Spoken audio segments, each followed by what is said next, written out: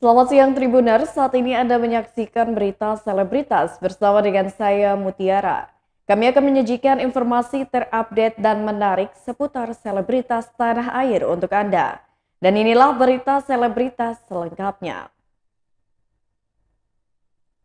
Angel Elga fokus bisnis produk kecantikan. Artis Angel Elga kini sedang fokus mengelola bisnis produk kecantikan. Diketahui mantan istri Vicky Prasetyo ini memutuskan vakum dari panggung hiburan. Ia pun terus membagikan ilmu tentang perawatan kecantikan untuk para perempuan. Menurutnya, semua perempuan harus peduli dengan kecantikan. Menurut Angel Elga, perempuan cantik bukan hanya dimiliki oleh figur publik saja. Apapun pekerjaannya, semua perempuan harus tetap cantik. Tampil cantik juga tidak hanya merawat diri, memakai skincare mahal, melainkan menjalankan gaya hidup sehat juga menjadi bagian dari kecantikan. Berikut wawancara dengan Angel Elga. Alhamdulillah hari ini aku jalanin tugas aku sebagai brand ambassador, datang disuruh diminta sama owner aku yaitu dari IK Klinik ya, menjalankan tugas aku di sini dan juga memberikan edukasi kepada teman-teman arisan. Kebetulan juga di sini kan arisannya bukan hanya uang atau tas atau berlian atau diamond apa segala macam gitu ya, tapi juga di sini mereka mengadakan arisan beauty gitu. Jadi sharing bersama teman-teman, terus ada produknya juga, terus kasih tahu perawatannya juga gitu. Tapi ownernya dari Korea gitu Kak? Iya, langsung asli dari Korea dan juga udah sering banget ngerawat aku sampai glowing. Jadi sebenarnya ini rahasia Kak Angel sampai glowing sampai sekarang ya, Rahasia Kak? kecantikan. Alhamdulillah, iya karena kan aku memang menjadi brand ambassador klinik kecantikan itu sudah hampir 10 tahun ya. Jadi begitu selesai kontrak yang dulu, tiba-tiba saya diminta sama orang Korea asli untuk menjadikan brand ambassador dan aku dijadikan brand ambassador. Ya alhamdulillah, langsung dari Koreanya langsung. Angel, kalau Angel melihat tawaran menjadi bea tuh melihat dari sisi apa sih? Dari apa mungkin yang dilihat? Ya pasti nggak dipungkiri kontraknya sama-sama happy ya. Pertama pasti nominalnya dulu ya. Kedua, saya juga harus yakin bahwa produk yang saya pegang, produk yang saya promosikan itu benar-benar bagus gitu, karena saya sendiri nggak mau kalau dirawat sama klinik atau produk yang tidak meyakinkan, karena bagaimanapun saya sebagai brand ambassador kan saya harus dirawat sama mereka. Kalau itu nggak. Berita selanjutnya, putra kedua Darius dan Donna akan sekolah sepak bola di Prancis. Menjadi pemain sepak bola profesional adalah impian semua anak muda di Indonesia. Satu di antaranya yakni putra dari pasangan Darius Sinathrya dan Donna Agnesia. Setelah putra sulungnya Lionel Nathan Sinathrya ke Prancis untuk sekolah sepak bola. Rencananya sang adik yakni Diego Andres Sinathrya juga akan menyusul sang kakak pada Agustus 2022 mendatang. Kedua putranya kini mantap ingin menjadi pemain sepak bola profesional. Tak tanggung-tanggung, Diego bermimpi untuk menjadi pemain timnas Indonesia. Sebagai sang ayah, Darius Sinathrya mendukung keputusan sang anak. Akan tetapi, ada yang ia khawatirkan. Menurut Darius, menjadi atlet sepak bola yang paling beresiko adalah cedera. Tak hanya itu, Darius juga khawatir apabila anaknya tidak bisa bersaing untuk mendapatkan posisi utama di klub sepak bolanya. Dengan begitu, sebelum Diego berangkat ke Prancis untuk meraih cita-citanya, Darius belakangan ini terus mengajak sang putra untuk bermain sepak bola. Hal ini dilakukan Darius sebagai tolak ukur untuk mengetahui seberapa kuat keinginan anaknya menjadi pemain sepak bola. Sebelumnya putra sulung dari pasangan Darius Sinathrya dan Donna Agnesia, yaitu Lionel Nathan Sinathrya, berangkat ke Prancis untuk sekolah sepak bola pada September 2021 lalu. Berikut wawancara dengan Darius Sinathrya. Citanya, ya, Ya, pengennya begitu kan? ini main kali di Eropa di sana Amin. dan ya begitulah menjadi pemain top. bisa membanggakan negara juga. Amin, mudah-mudahan bisa jadi pemain versi terbaiknya Diego, bisa main buat timnas nanti mudah-mudahan ya. Tapi ya masih panjang perjalanan, makanya perjuangannya dimulai dari muda-muda seperti pemain-pemain lain. Cuma mungkin kita punya kesempatan buat kirim anak-anak ke luar, kemudian nanti Diego rencana bulan Agustus berangkat. Kemana? Ke Perancis sama kayak Leo. Sama Leo kan udah 6 bulan ini udah di sana. Bolanya di mana?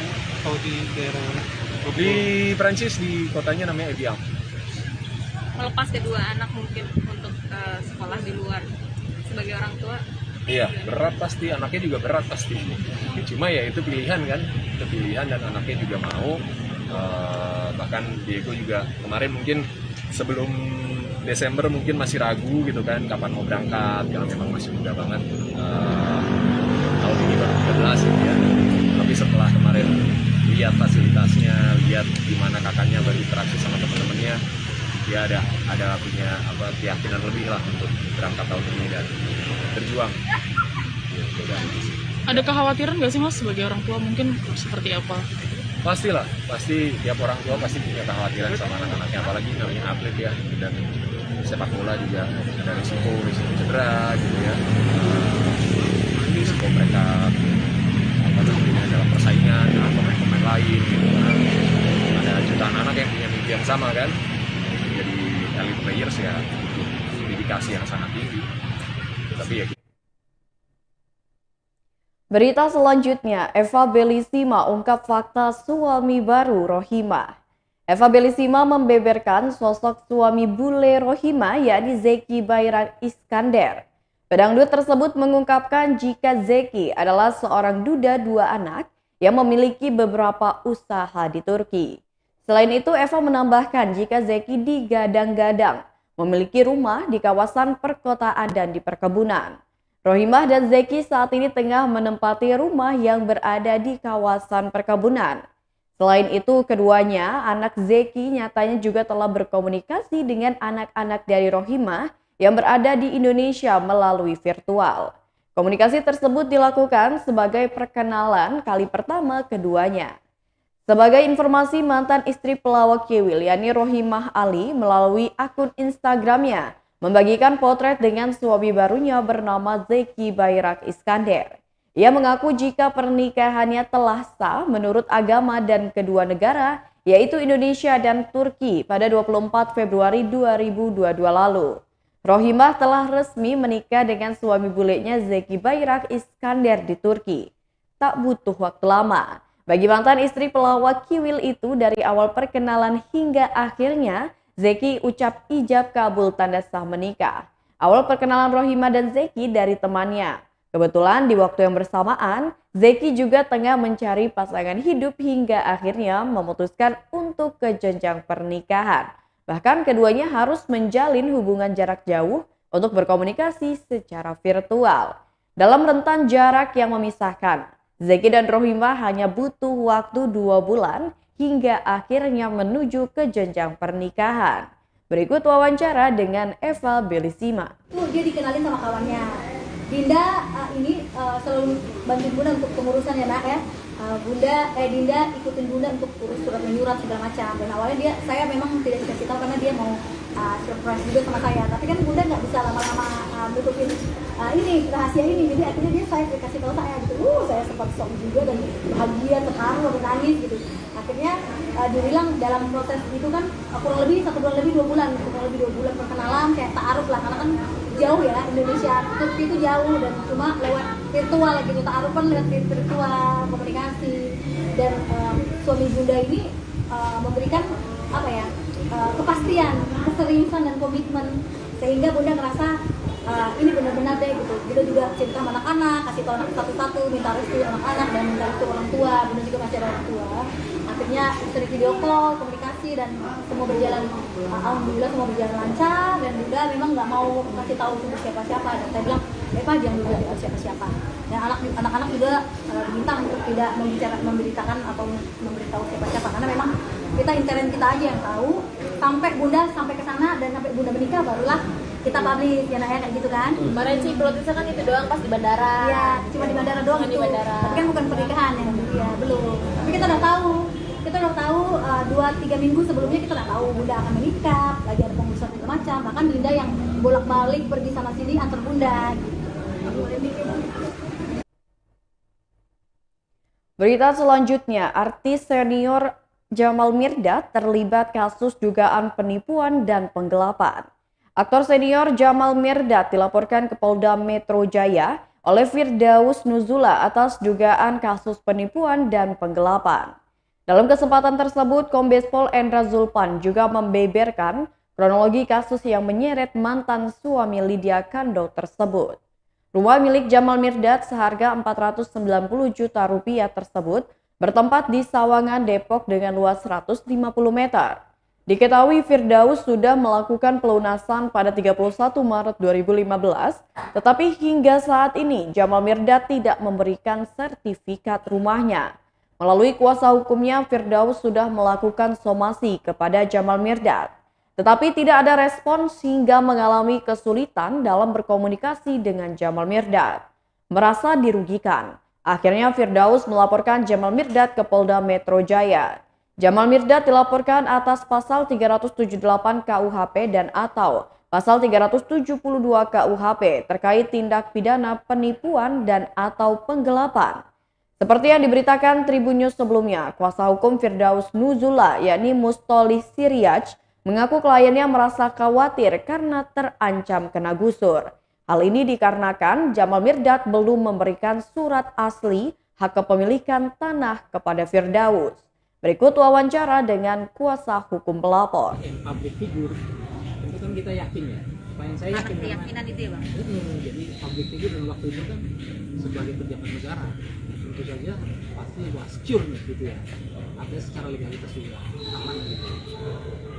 Ya kita percaya aja. Jadi kemudian sampai hari ini yang dijanjikan wujud tersebut ada legalitasnya ternyata kan belum jelas ya. Terutama bentuk sertifikat ya. Karena kan hari ini kita khawatir kalau rumah tinggal, ini kan rumahnya ditinggali sebetulnya oleh orang. Oh, sudah ditinggalin ya Bang? Sebenarnya sudah Ditempati ditinggali, lah ya? ditempati, tapi kan siapa hari ini orang yang kemudian tidak merasa nyaman kalau surat-surat rumah yang kita tinggali itu kemudian tidak ada legalitasnya atau belum ada legalitasnya, apalagi banyak pembangunan tol misalnya, pembangunan apa gitu. Kemudian kalau tidak jauh dari itu kan ada tol begitu. Kalau misalnya sewaktu-waktu ditempati oleh digunakan untuk Pelebaran ya Bang? bukan pelebaran sih istilahnya, kena gusuran untuk kepentingan fasilitas publik, apa yang bisa kita sampaikan kepada panitia pengadaan tanah itu untuk melakukan itu kan. Saya kira hari ini memang persoalan legalitas properti khususnya tanah begitu, itu saya kira sangat mendasar, apalagi sudah keluar uang sudah lunas gitu. Kalau boleh berapa Bang nominalnya Bang? Nominalnya hampir setengah miliar. Persisnya itu pada waktu itu adalah 490 juta. Dengan luas? Dengan luas 150. 150. Berita selanjutnya datang dari Elma Teana, ungkap alasan Vena Melinda batal pakai jasa WO miliknya. Elma Teana mengungkapkan alasan Vena Melinda dan Ferry Irawan memutuskan batal memakai jasa wedding organizer lantaran layanannya tidak memuaskan. Ditambah lagi dengan kondisi hujan saat acara lamarannya. Imbasnya Vena dan Ferry pun membatalkan kerjasama dengan wedding organizer Elma untuk pernikahannya nanti. Padahal seluruh persiapan telah dilakukan, tinggal menunggu acara dilakukan. Elma juga mengatakan dia mengalami kerugian hingga ratusan juta rupiah. Kendati demikian, Elma tak mempermasalahkan hal tersebut. Namun Elma harus bertanggung jawab atas vendor yang telah melakukan kontrak padanya. Vendor tersebut kecewa karena tak jadi mengendorse pernikahan Vena dan Ferry. Berikut wawancara dengan Elma Teana. mungkin tidak lagi menggunakan WO Madinah sebagai WO-nya acara Mbak Ferry dan Mbak Vena di Bali, itu ada tanggapan tersendiri nggak sih atau perasaan-perasaan dari Mbak Elma sendiri? Kayak perasaan kecewa gitu Mbak Elma? Enggak, kalau kecewanya sih lebih kepada yang di Jakarta, karena saya sudah disampaikan bahwa aku juga bilang dari awal kayaknya kalau Bali aku agak susah nih untuk mencari vendor gitu. Jadi sebenarnya kalau yang lebih banyak 100% itu semuanya sudah rampung itu di Jakarta. Aku udah bilang dari awal sama mereka, aku sampai sekarang belum dapat vendor yang di Bali, kayak bicara dekorasi, terus sound system, terus